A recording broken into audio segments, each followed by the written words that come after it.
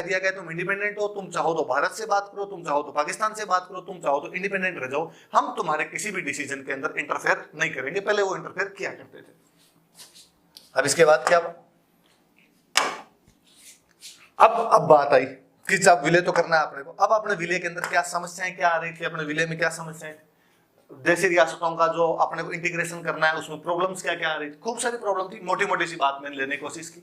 एक तो अलवर और भरतपुर में बेसिकली दो जगह कम्युनल डिस्प्यूट हो गए थे।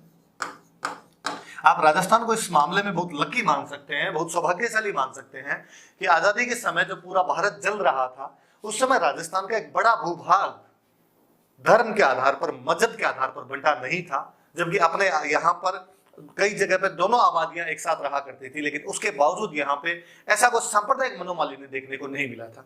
अपवाद दो जगह, अलवर और भरतपुर, यूपी के टच करते थे, यूपी के अंदर ये भावनाएं ज्यादा भड़क रही थी, इस वजह से अलवर और भरतपुर के अंदर भी ऐसी स्थितियां पैदा हो गई थी। इसलिए भारत सरकार को लगा कि अलवर और भरतपुर को अलग नहीं रख सकते, इनका विलय करना ही पड़ेगा। तो एक ये समस्याएं पैदा होनी शुरू हो गई थी वहां पे, ये अपने आप में एक उनकी समस्या थी।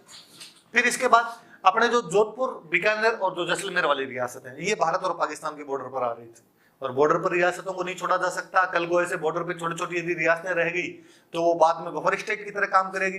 और जैसे आज कश्मीर भारत और पाकिस्तान के बीच में पिस रहा है कि पाकिस्तान उधर से दावा कर देता कि हमारा है, हालांकि वो हमारा अभिन्न अंग है, पर ऐसी कैसी स्थिति यहाँ पर भी आ सकती थी। तो कहा गया साहब इनको ऐसे नहीं छोड़ सकते, इन क्षेत्रों का तो अपने ढंग से विलय किया जाएगा तभी अपने पार पड़ेगी, इनको बॉर्डर एरियाज के अंदर नहीं छोड़ा जा सकता। अभी मैंने बताया शासकों की खुद की जो पर्सनल एम्बिशंस हुआ करते थे वो बहुत ज्यादा बढ़े हुए थे। प्रत्येक राजा जो था वो दूसरे राजा के अधीन काम नहीं करना चाहता था, उसके मातहत नहीं रहना चाहता था। इन सबको मिलाया कैसे जाए, इन सबको राजी कैसे किया जाए, ये अपने आप में एक बहुत बड़ी प्रॉब्लम थी। उधर मेवाड़ वालों का कहना अलग था।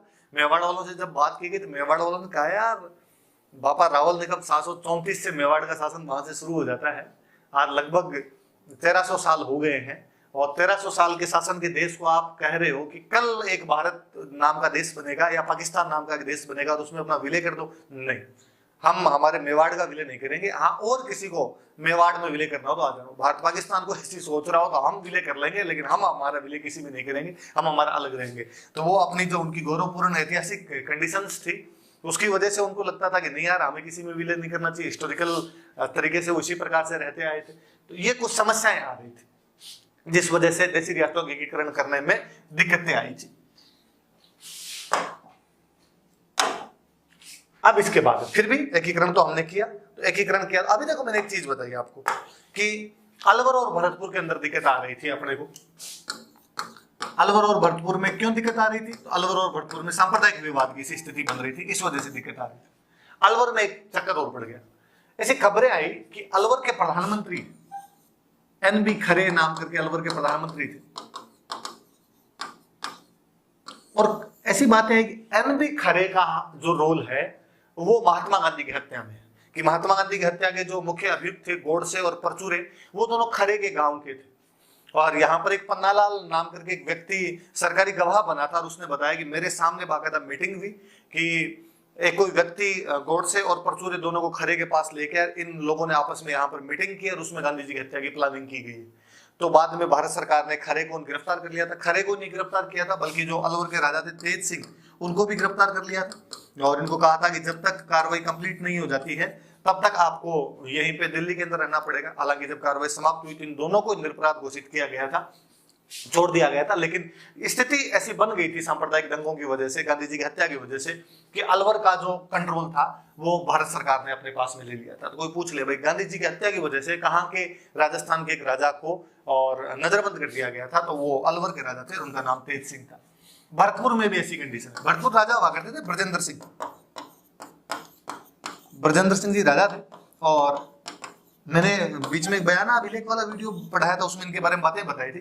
ब्रजेंद्र सिंह जी राजा हुआ करते थे, और इनके टाइम में वही कम्युनल राइट्स जैसी स्थिति आ रही थी। भारत सरकार ने इनको बुला कहा कि आप इनको संभाल नहीं पा रहे हैं, और इन्होंने कहा जब आपको इतना ही लगता है तो आप खुद रख लो, तो ये तो अपनी मर्जी से दे के आ जाएंगे, तुम जानो तुम्हारा काम जाए। और अपने यहाँ पे एस.एन. सप्रू नाम करके व्यक्ति हुआ करते थे, इनको प्रशासक बना दिया गया था। तो ये याद रखना कि भरतपुर का शासन जब ब्रजेंद्र सिंह ने भारत सरकार को सौंप दिया था तो वहां का प्रशासक किसको बनाया गया था, तो एस.एन. सप्रू को वहां का प्रशासक बना दिया गया था। तो NB खरे उधर याद रखना, अलवर के प्रधानमंत्री हुआ करते थे। SN सप्रू को यहाँ प्रशासक बनाया गया था, इनका थोड़ा सा ध्यान रखना।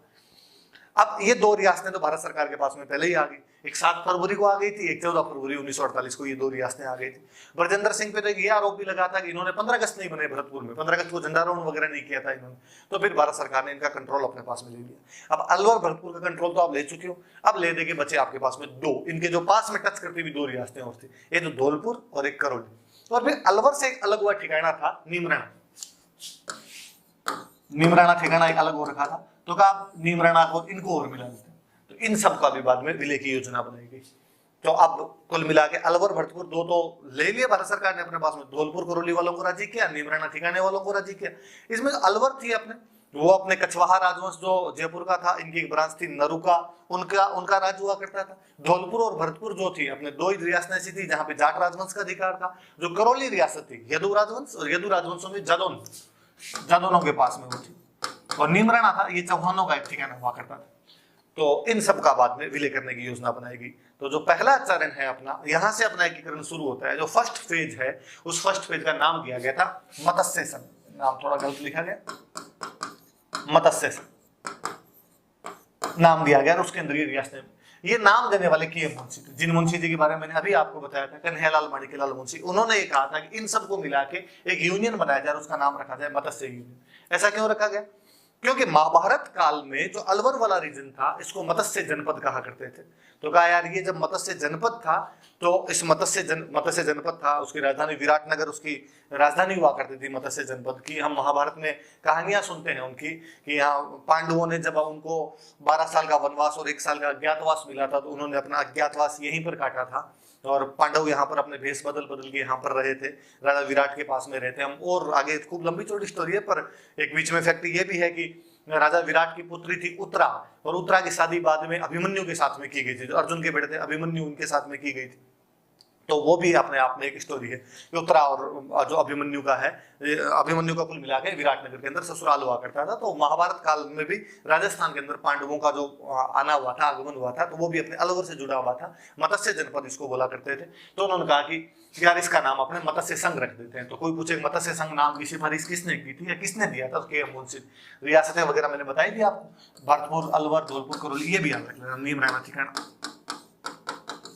का राजधानी किसको बनाई जाए? पहले भी मत्स्य जनपद की राजधानी मुख्य एरिया अलवर आया करता था, तो राजधानी अलवर बना दो।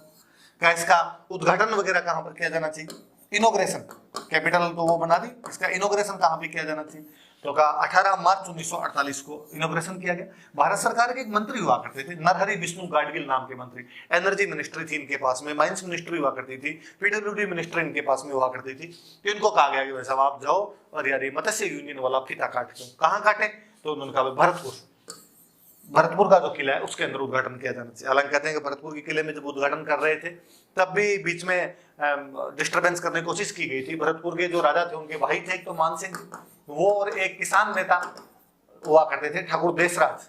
उन ठाकुर देसराज ने, इन्होंने भी वहां पर अपनी मांगे रखने की कोशिश की थी, लेकिन हालांकि इनको भी समझा बुझा दिया गया और फाइनली वहां पे भरतपुर के अंदर मत्स्य संघ का उद्घाटन कर दिया गया। धौलपुर के राजा हुआ करते थे उदयमान सिंह जी।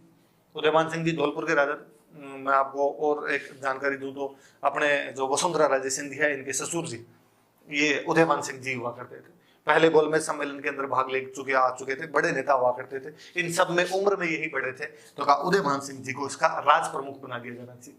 अपने जो भी ये उस समय इकाइयां बनाई गई थी, यूनिट बनाई गई थी, इनमें राज्यपाल नहीं बनता था, राज प्रमुख बना करते थे, और राज प्रमुख बनाए गए थे उदयमान सिंह जी। इसके जो डिप्टी राज प्रमुख बनाए गए थे वो थे गणेश पाल। ये धौलपुर के राजा थे और ये करौली के राजा थे गणेश पाल से।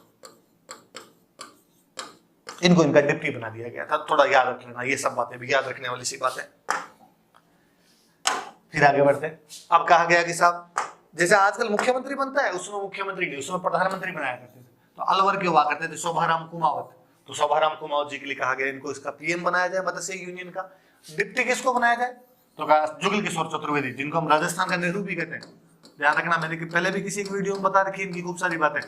इनको इनका डिप्टी बना दिया। और फिर कहा कि सब जगह से एक एक बंदा लेके और इनके मंत्रिमंडल में भी शामिल कर लो। तो गोपीलाल यादव थे, भरतपुर प्रजामंडल जब आप पढ़ोगे दूर पढ़ोगे वहां के अध्यक्ष हुआ करते थे, डॉक्टर मंगल सिंह हुआ करते थे धौलपुर के, मास्टर भोलानाथ हुआ करते थे अलवर के, चिरंजी लाल शर्मा हुआ करते थे करौली के।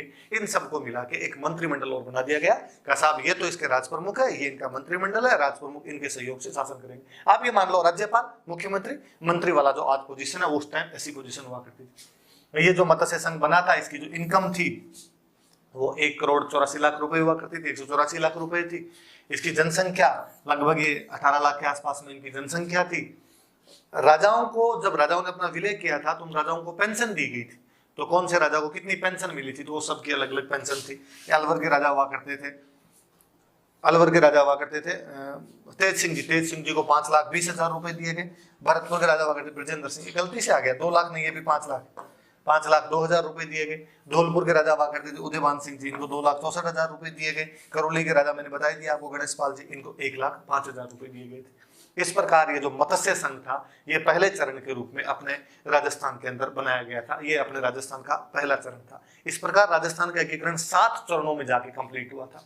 आगे वाले और कौन कौन से चरण थे और बताएंगे। आज थोड़ा बैकग्राउंड ज्यादा था इसलिए हम धीरे पहुंच पाए यहाँ पे, आगे वाले में थोड़ा हम जल्दी पहुंच जाएंगे। Thank you.